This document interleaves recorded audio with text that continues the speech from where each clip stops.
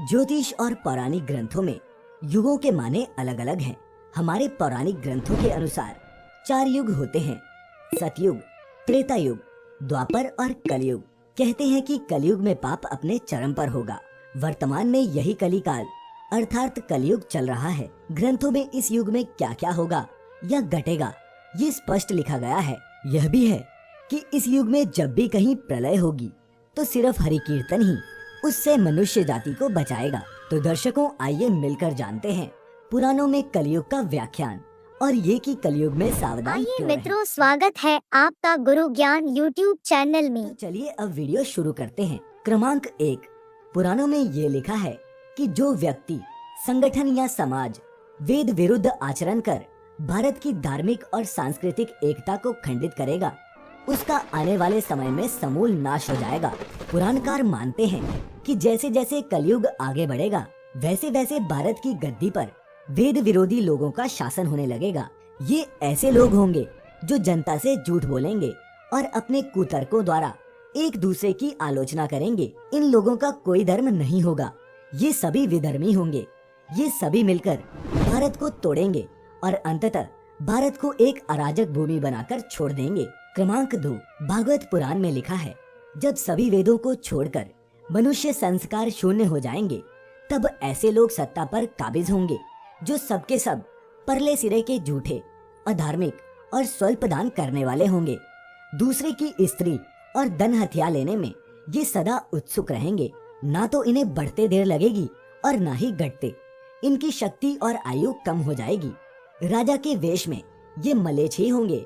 छोटी बातों को लेकर ये क्रोध के मारे आग बबूला हो जाएंगे। लूट खसोट कर अपनी प्रजा का खून चूसेंगे। जब ऐसा शासन होगा तो देश की प्रजा में भी वैसा ही स्वभाव, आचरण और भाषण की वृद्धि होगी। राजा लोग तो उनका शोषण करेंगे ही, आपस में भी वे एक दूसरे को उत्पीड़ित करेंगे और अंततः सब के सब नष्ट हो जाएंगे। नंबर 3, भविष्योत्तर पुराण के अनुसार ब्रह्मा जी ने कहा, हे नारद, भयंकर कलयुग के आने पर मनुष्य का आचरण दुष्ट हो जाएगा और योगी भी दुष्ट चित्त वाले होंगे।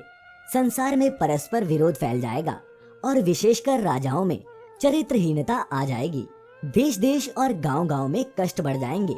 संत जन दुखी होंगे। अपने धर्म को छोड़कर लोग दूसरे धर्म का आश्रय लेंगे। देवताओं का देवत्व भी नष्ट हो जाएगा और उनका आशीर्वाद भी नहीं लगेगा। साथ ही मनुष्यों की बुद्धि धर्म से विपरीत चलती जाएगी।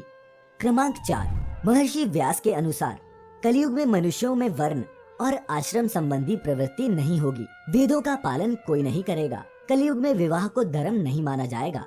शिष्य गुरु के अधीन नहीं रहेंगे। पुत्र भी अपने धर्म का पालन नहीं करेंगे। कोई किसी भी कुल में पैदा क्यों ना हुआ हो, जो बलवान होगा वही कलयुग में सबका स्वामी होगा। सभी वर्णों के लोग कन्या बेचकर निर्वाह करेंगे और कलयुग में जो भी किसी का वचन होगा उसी को शास्त्र माना जाएगा। क्रमांक 5, कलयुग में थोड़ा सा धन आने से मनुष्यों में बड़ा घमंड होगा। स्त्रियों को अपने केशों पर ही रूपवती होने का गर्व होगा। कलयुग में स्त्रियां गरीब पति को त्याग देंगी। उस समय धनवान पुरुष ही स्त्रियों का स्वामी होगा। जो अधिक देगा उसे ही मनुष्य अपना स्वामी मानेगा। कलयुग के लोग प्रभुता के कारण ही संबंध रखेंगे। नंबर 6, कमाया गया धन घर बनाने में ही समाप्त हो जाएगा। इससे दान पुण्य के काम नहीं होंगे और बुद्धि धन के संग्रह में ही लगी रहेगी। सारा धन उपभोग में ही समाप्त हो जाएगा। कलयुग की स्त्रियां अपनी इच्छा के अनुसार आचरण करेंगी। विलासता में ही उनका मन लगा रहेगा। अन्याय से धन पैदा करने वाले पुरुषों में उनकी आसक्ति होगी। कलयुग में सब लोग सदा सबके लिए समानता का दावा करेंगे, लेकिन असल में ऐसा होगा नहीं। नंबर 7, कलयुग की प्रजा बाढ़ और सूखे के भय से व्याकुल रहेगी। सबके नेत्र आकाश की ओर लगे रहेंगे, लेकिन वर्षा न होने से सूखे से परेशान मनुष्य आत्महत्या करने को मजबूर होंगे। कलयुग में सदा अकाल ही पड़ता रहेगा। सब लोग हमेशा किसी न किसी कलेश से घिरे रहेंगे। किसी किसी को तो थोड़ा सुख मिल भी जाएगा। सब लोग बिना स्नान करे ही भोजन करेंगे।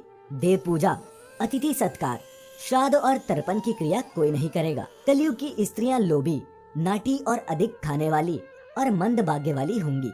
गुरुजनों और पति की आज्ञा का पालन नहीं करेंगी। अपना ही पेट पालेंगी और क्रोध से बरी रहेंगी। देह शुद्धि की ओर ध्यान नहीं देंगी और असत्य और कटु वचन बोलेंगी। इतना ही नहीं, वे दुराचारी पुरुषों से मिलने की अभिलाषा करेंगी। क्रमांक 8, कलयुग आने पर राजा प्रजा की रक्षा नहीं करेंगे, बल्कि कर के बहाने प्रजा के ही धन का अपहरण करेंगे। अधर्मी मनुष्य संस्कारहीन होते हुए भी पाखंड का सहारा लेकर लोगों को ठगने का काम करेंगे। उस समय पाखंड की अधिकता और अधर्म की वृद्धि होने से लोगों की आयु कम होती चली जाएगी। घोर कलयुग के समय 5 से 7 वर्ष की स्त्री और 8 से 10 वर्ष के पुरुषों की ही संतान होने लगेगी। घोर कलयुग आने पर मनुष्य 20 वर्ष तक भी जीवित नहीं रहेंगे। इसके अलावा लोग मंदबुद्धि होंगे, व्यर्थ के चिन्ह धारण करने वाले और बुरी सोच वाले होंगे। क्रमांक 9, लोग ऋण चुकाए बिना ही हड़प लेंगे तथा जिसका शास्त्र में कहीं वेदान नहीं है ऐसे यज्ञों का अनुष्ठान होगा। मनुष्य अपने आप को पंडित समझेंगे और बिना प्रमाण के ही सब कार्य करेंगे। तारों की ज्योति फीकी पड़ जाएगी, दशों दिशाएं विपरीत हो जाएंगी। पुत्र पिता को तथा बहुएं सास को काम बताएंगी। कलयुग के समय के साथ साथ मनुष्य वर्तमान पर विश्वास करने वाले, शास्त्र ज्ञान से रहित, दंभी और अज्ञानी होते जाएंगे।